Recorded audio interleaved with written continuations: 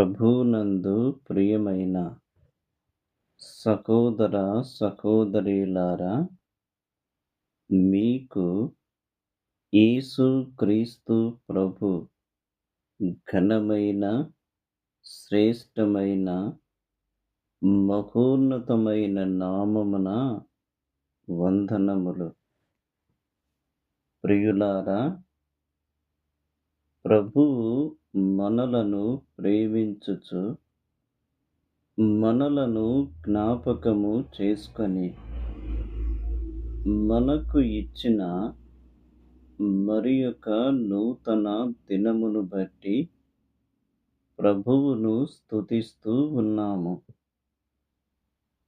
ఆయన వాత్సల్యత ఎడతెగక మన మీద నిలిచి ఉన్నది. అందుకే మనము నిర్మూలము కాలేదు. ఆయన ప్రేమ అమూల్యమైనది. ఆయన కృప ఉన్నతమైనది.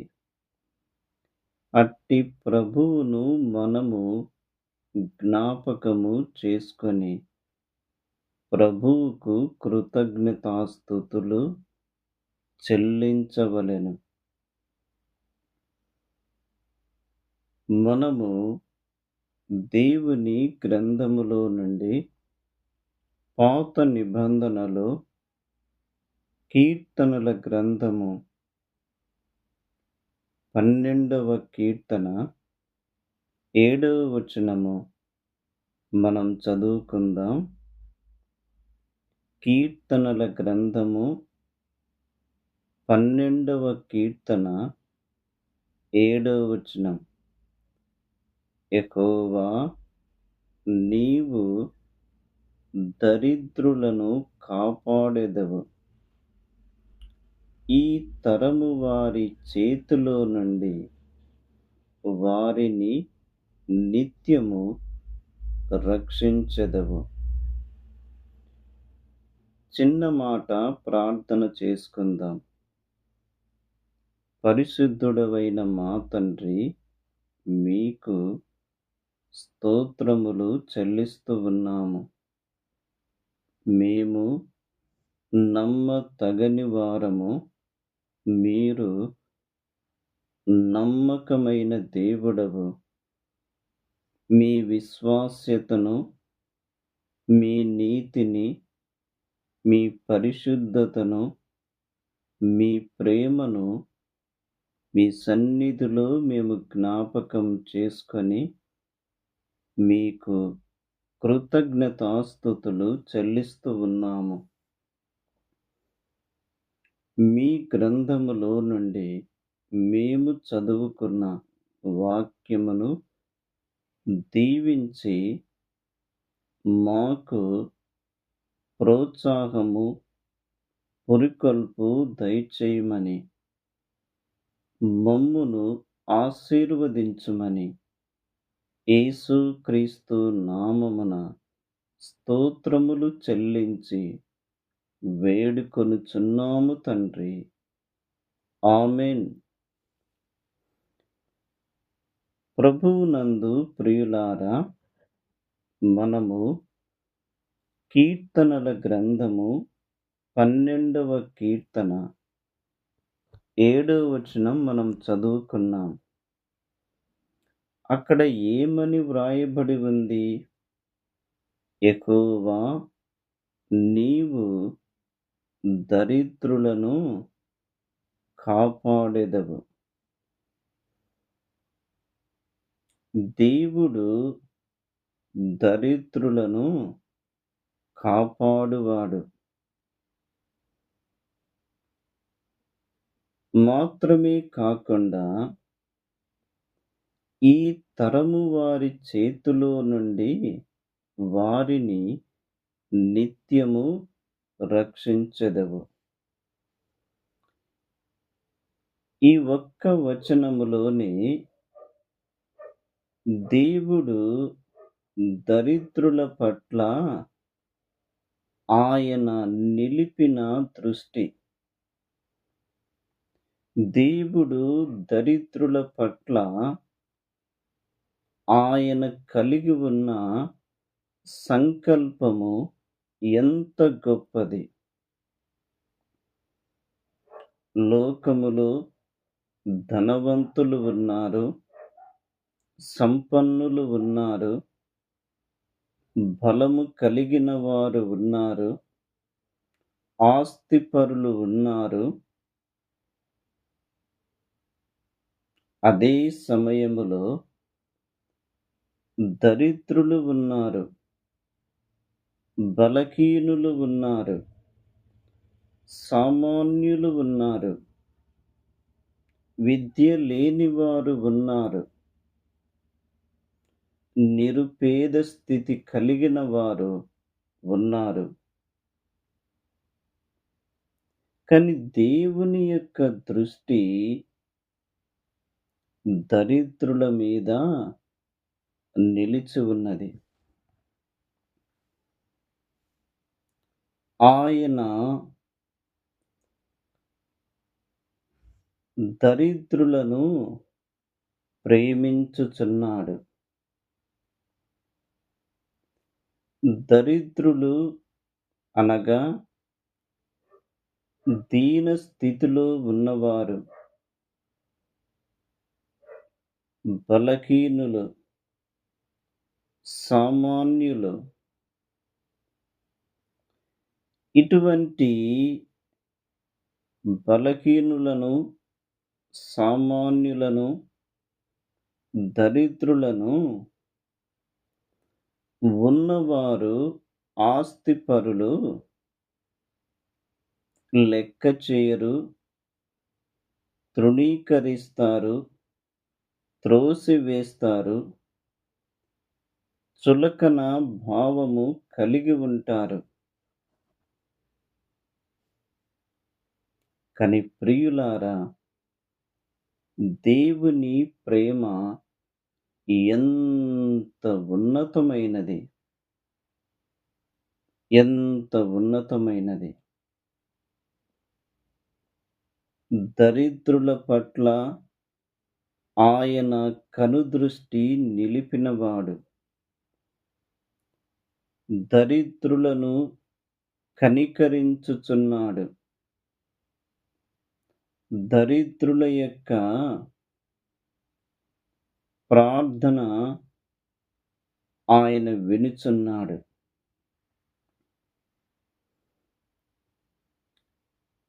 వాస్తవానికి ఆత్మ సంబంధముగా పాపమును బట్టి, అపరాధమును బట్టి మనము దరిద్ర స్థితిలో ఉన్నవారము. కృంగిపోయిన స్థితిలో ఉన్నవారము. ఎన్నిక లేని స్థితిలో ఉన్నవారము. అయితే ప్రియులారా, మన పాపపు స్థితి నుండి, మన అపరాధపు స్థితి నుండి మనలను పైకి లేపుట కొరకు, మనకు ఒక ఉన్నతమైన స్థితిని ఇచ్చుట కొరకు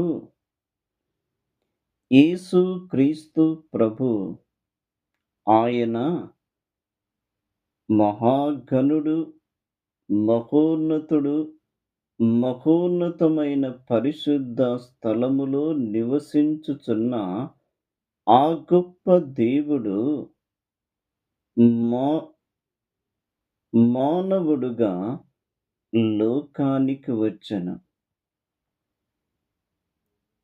ఆయన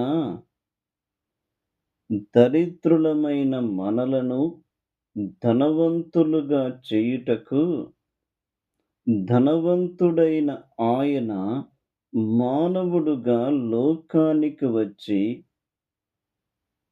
మన పాపములకు రావలసిన శిక్షను ఆయన తన శరీరమందు భరించెను.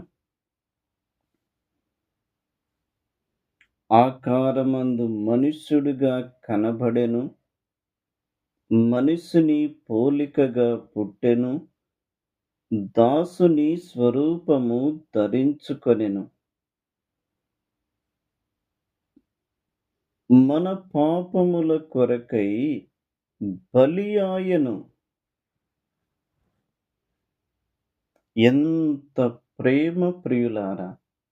ఎంత ప్రేమ! యేసుక్రీస్తు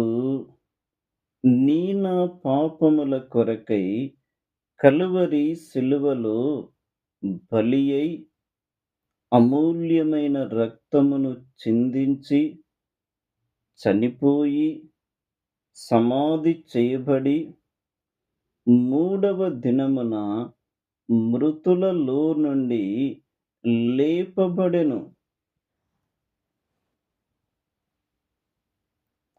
రోమా పత్రిక 4వ అధ్యాయము 25వ వచనము.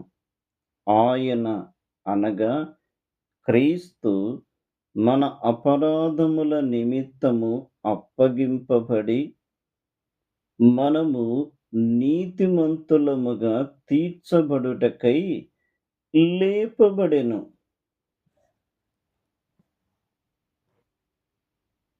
యేసు క్రీస్తునందు విశ్వాసముంచిన ప్రతి ఒక్కొక్కరు వారు ధన్యులు. వారు ఆత్మ సంబంధమైన ఆశీర్వాదములు పొందుటకు యోగ్యులు. యేసు క్రీస్తునందు పరలోక విషయములో ఆత్మ సంబంధమైన ఆశీర్వాదములు పొందుటకు యేసు క్రీస్తునందు విశ్వాసముంచిన వారు, యేసు క్రీస్తు రక్తములో కడుగబడిన వారు, యేసు క్రీస్తు ద్వారా నీతిమంతులుగా తీర్చబడిన వారు, ఆత్మ అను ఆ సంచకరువును హృదయములో ముద్రగా కలిగి ఉన్నవారు, వారు దీవించబడుటకు యోగ్యులు. ఎంత గొప్ప స్థితి ప్రియులారా! ఎంత గొప్ప స్థితి! కీర్తనల గ్రంథము 144వ కీర్తన 15వ వచనం చూడండి. ఇట్టి స్థితి గలవారు ధన్యులు, యెహోవా తమకు దేవుడుగా గల జనులు ధన్యులు. దేవుని కలిగి ఉన్నవారు ధన్యులు. అమ్మా, ప్రియమైన స్నేహితుడా, సోదరుడా, సోదరి, నీవు దీన స్థితిలో ఉన్నావు. నీవు పేదరికములో ఉన్నావు. నీవు దరిద్ర స్థితిలో ఉన్నావు. నన్ను ఎవరు చూస్తున్నారు? నాకు ఎవరు కనికరిస్తారు? నా మీద ఎవరు దృష్టి నిలుపుతారు అని ఆలోచిస్తున్నావు కదూ. అయితే నీవు యేసు క్రీస్తును నమ్ముకొనుట అది గొప్ప భాగ్యము.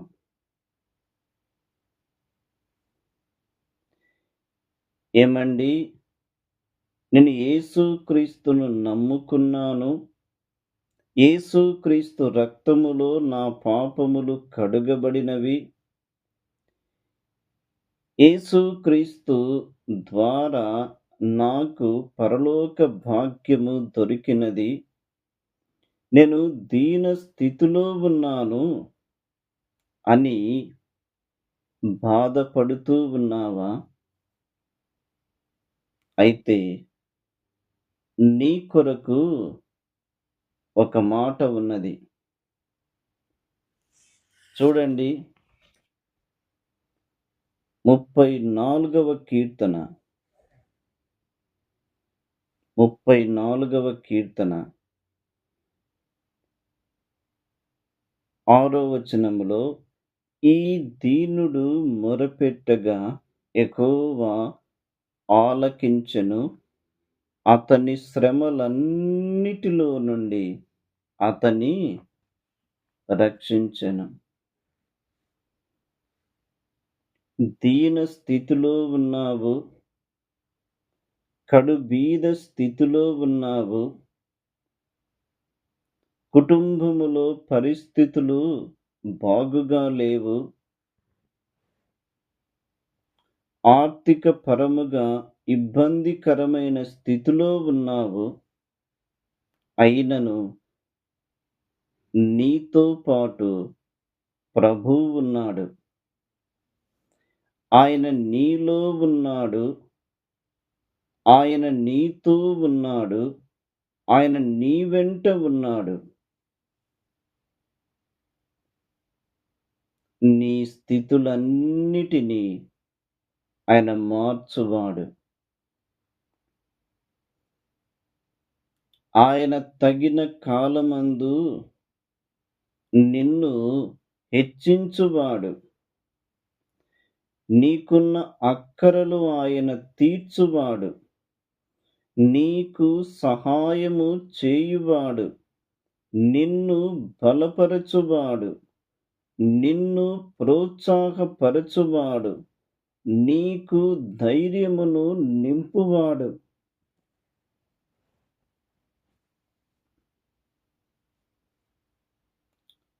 కాబట్టి ప్రియులారా, దేవుని వాక్యములో వ్రాయబడి ఉన్నట్లు దరిద్రులను ఆయన కాపాడేవాడు. వారిని నిత్యము రక్షించే దేవుడు.